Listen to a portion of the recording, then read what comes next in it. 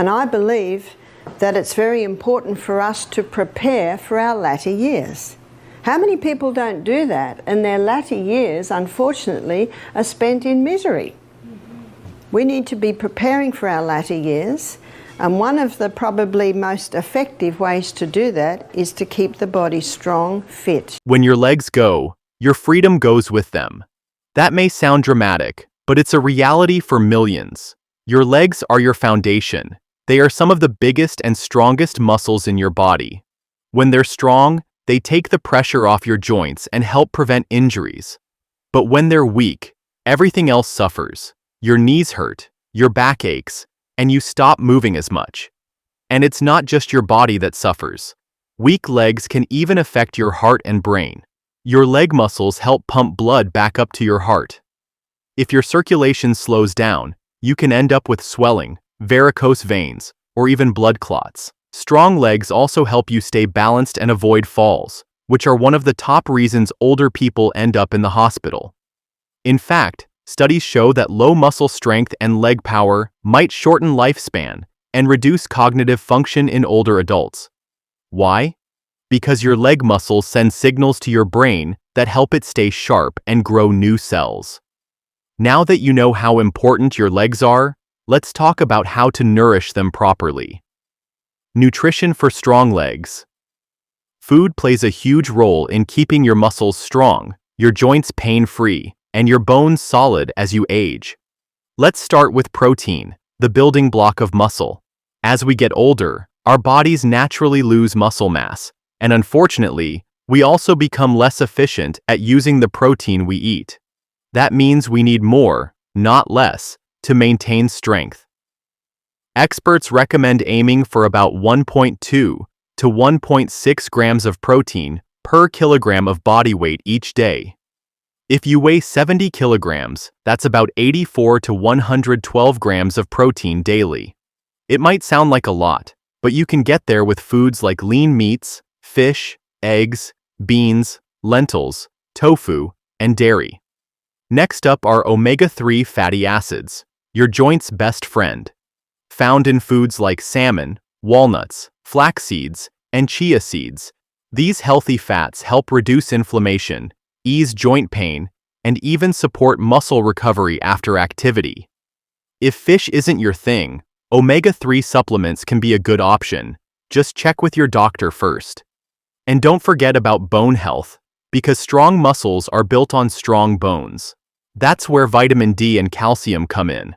Without enough vitamin D, your body can't properly absorb calcium, no matter how much of it you eat. You can get vitamin D from sunlight, but also from fatty fish, fortified milk or cereals, and supplements if needed.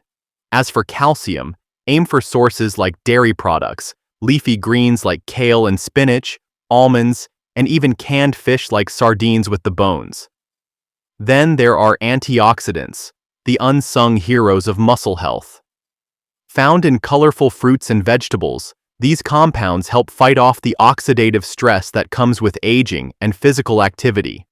Try to eat a variety of antioxidant-rich foods every day, like blueberries, strawberries, spinach, sweet potatoes, and nuts.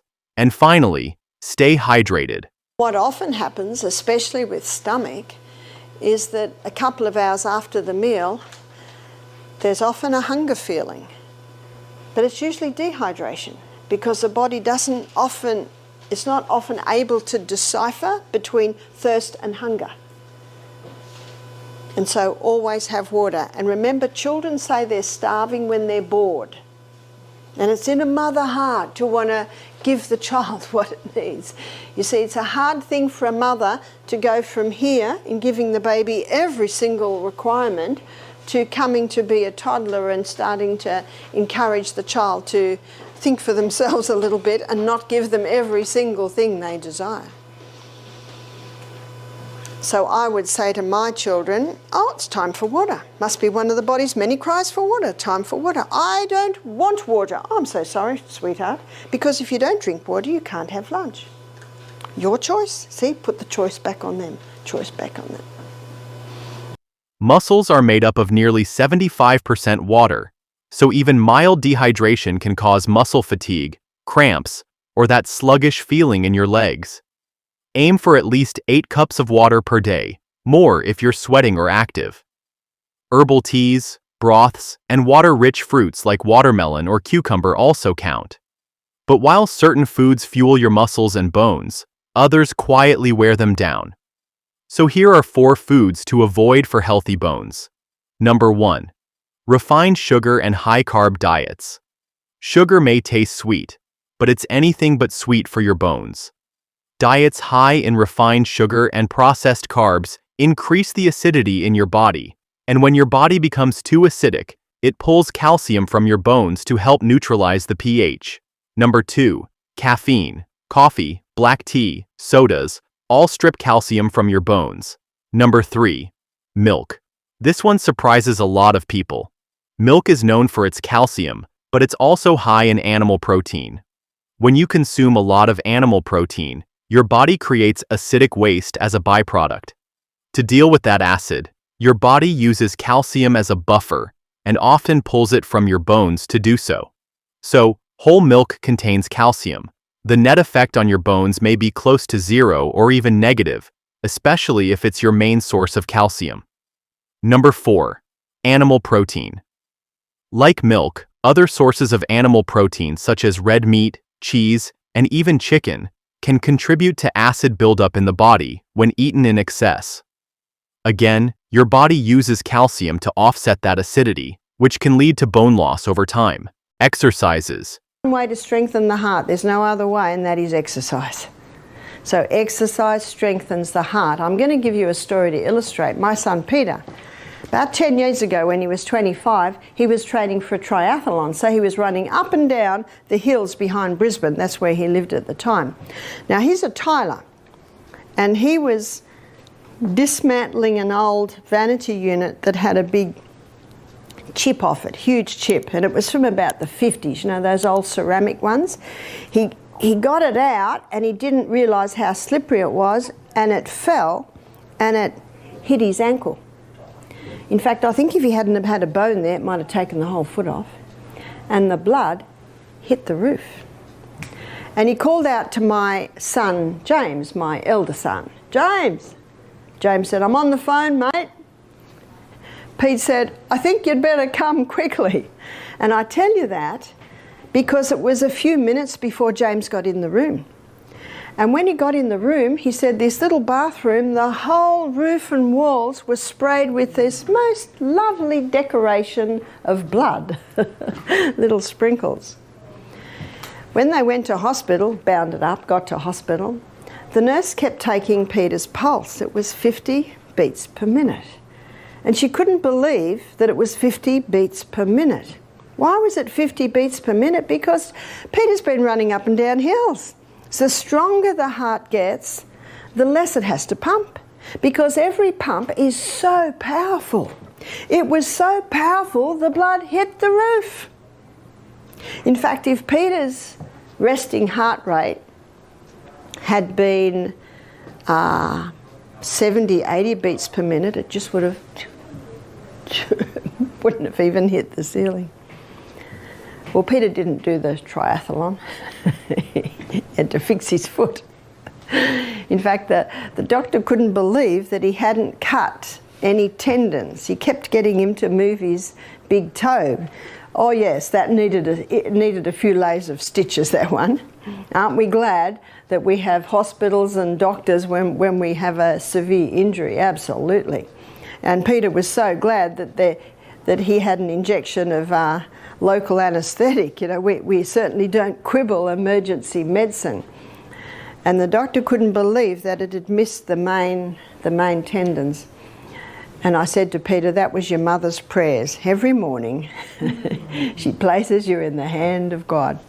But it's an illustration to show that the more you exercise, the stronger that heart gets. And when it's strong, it doesn't have to beat much, because every beat is so strong with the delivery of blood. It is said we only have so many beats per lifetime. So you can see the fitter the person, the longer the life.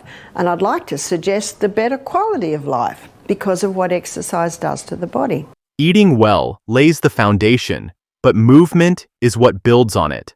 And not just any movement. Your legs need a mix of strength, balance, and rebounding to truly stay strong and steady. Number 1. Strength training. Building muscle isn't just for bodybuilders, it's essential for healthy aging. Strength training increases muscle mass, strengthens bones, and helps improve balance by making your legs more responsive and powerful. Focus on compound movements that engage multiple muscles at once. Try squats, lunges, step-ups, and leg presses. If you're just starting out, body weight is enough. As you progress, add resistance bands or light dumbbells to increase the challenge. Number 2. Balance work. Balance isn't something you only lose in old age. It starts to decline as early as your 30s if you don't actively work on it. Simple practices like standing on one leg while brushing your teeth or using a balance board can help retrain your stabilizing muscles. Number 3. Rebounding. One of the most powerful, well, it is acknowledged to be the most powerful form of exercise there is. And everyone can do this one, and it's called rebounding. Now, why is the rebounder, or the little mini trampoline, such a powerful form of exercise? Well, this low-impact activity strengthens your leg muscles, supports joint health, and improves balance without putting too much stress on your knees or hips. Even just a few minutes a day of gentle bouncing can increase circulation, build endurance, and lift your mood. Plus, it's surprisingly energizing. And that's a wrap-up for today's video. If you found this helpful, give it a like, share it with someone who needs it, and don't forget to subscribe for more tips on staying healthy, strong, and independent at every age.